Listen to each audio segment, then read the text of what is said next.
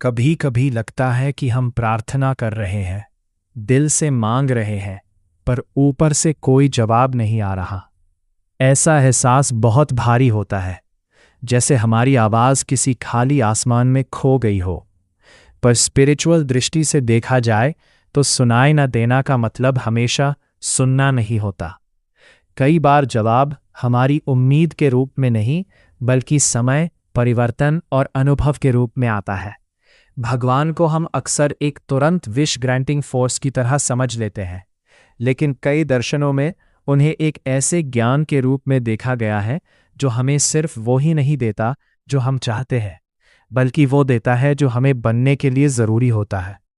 जब हम कहते हैं क्यों नहीं सुनते भगवान मेरी, तो शायद उसी पल में हमारे अंदर ये भी हो रहा होता है कि हम अपने दुख, अपनी आशा और अपनी असमझ को एक साथ समझने की कोशिश कर रहे होते हैं।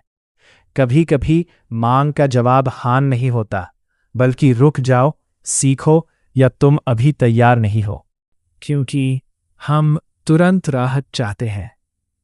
पर अगर हम थोड़ा रुक कर देखें, तो कई बार जिंदगी के सबसे बड़े बदलाव उन्हीं पालों के बाद आते हैं जब हमें लगता था कि कोई सुन नहीं रहा।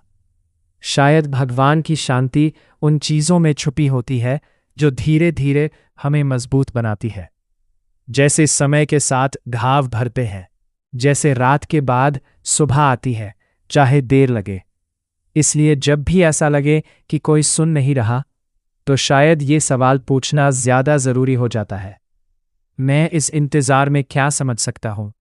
क्योंकि कभी कभी उत्तर बाहर से नहीं आता, वो अंदर बदलता हुआ मिलता है, हमारी सोच में, हमारी हिम्मत में और हमारे विश्वास के गहरा होने में।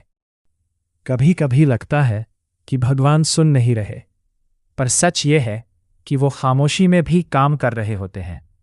हर दुआ का जवाब तुरंत हाँ नहीं होता, कभी रुक जाओ और कभी अभी नहीं भी होता है। हम जो मांगते हैं वो और जो हमें चाहिए होता है, दोनों अलग होते हैं। और भगवान हमें वही देते हैं जो हमें तोड़ने नहीं, बल्कि बनाने के लिए ज़रूरी होता है।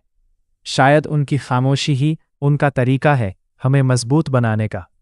और हर इंतज़ार एक नई समझ की तरफ ले जा रहा होता है। जब हम अंदर से बदलने लगते हैं, तब समझ आता है कि वो कभी दूर थे ही नहीं, वो हमेशा हमारे साथ थे। बस हमें सुनना अब अंदर से सीखना था।